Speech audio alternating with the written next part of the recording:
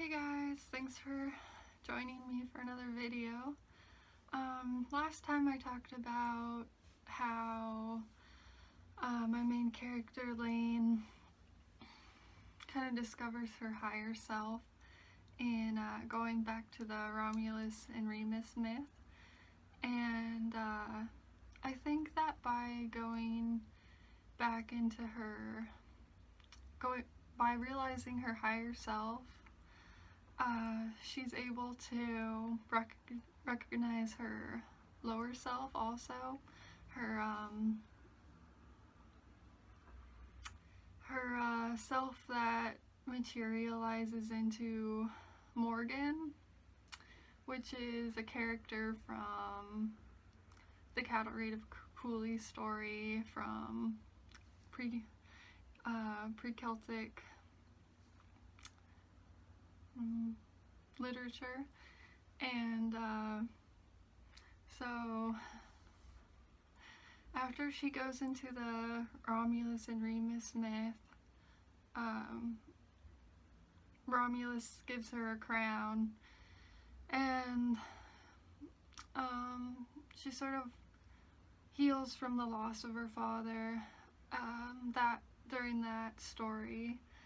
But then in the next part, Mertes, which is kind of like her fairy godmother, but is really just representative of all the strong women who helped her realize her potential throughout life, like role models.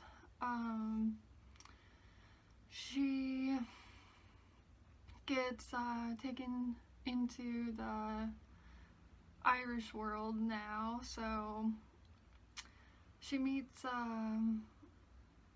she sort of just realizes her lower self is Morgan. And in the story, in the Cattle Raid of Cooley, Morgan, she is actually a shapeshifter, so that's how it's written.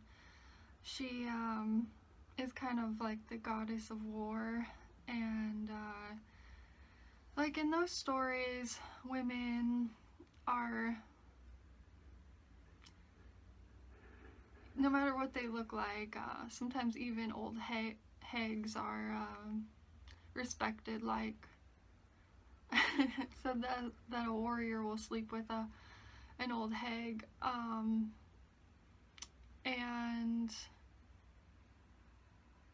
it just means that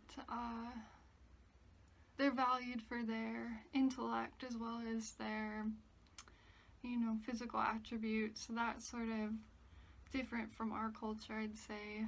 But Morgan is a shapeshifter, so in the story, she changes from an old lady, an old hag, to like a lovely maiden, and she wants to help Cuchulainn on his battle to fight Meb's army and rescue the bull. So she approaches him, and he rejects her, and so Morgan, is out to seek revenge, and she basically tries to thwart all of Cuchulainn's efforts.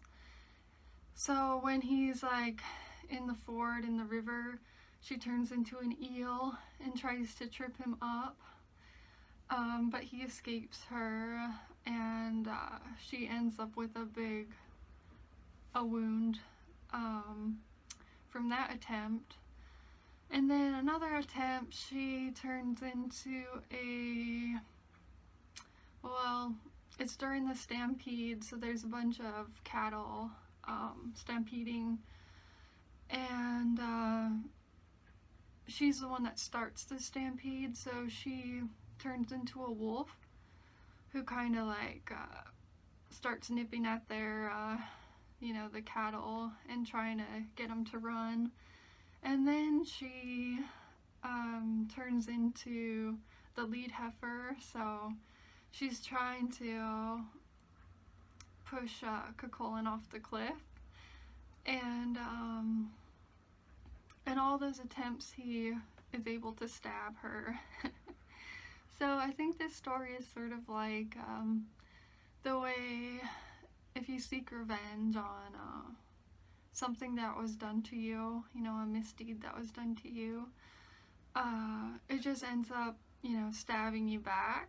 So that doesn't necessarily mean like you go out and, you know, literally try to stab someone who hurt you, you know, like, or like try to trip them up. But I think even just holding on to unforgiveness is also a way that we can just continually hurt ourselves and continue repeating the same cycles, or I guess being in the same cycle, you know, when it's time to enter a new phase of our lives.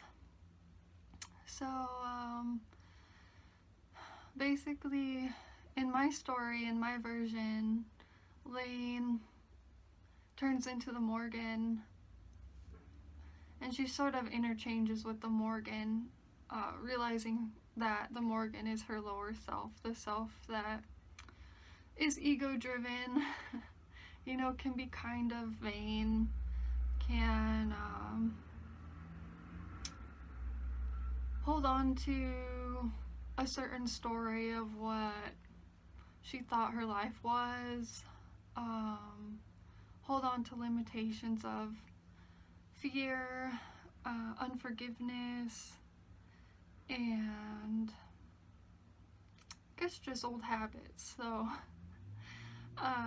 in that journey, Lane becomes inspired to transform, I guess just coincidentally, into these different animals. So she realizes her power, and I think putting the focus on what she's able to transform into from her pain is what really makes the story beautiful and gives her empowerment and just like a new story. So I guess that's all I have for you guys today, and I just wanted to say, if you're going through your trials at the moment, no matter how big they seem, just know that like these trials are actually blessings in disguise. It may be hard to realize that at the moment, but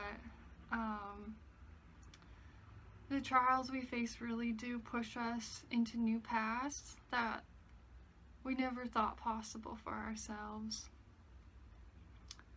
And just the sheer fact of that transformation is incredible.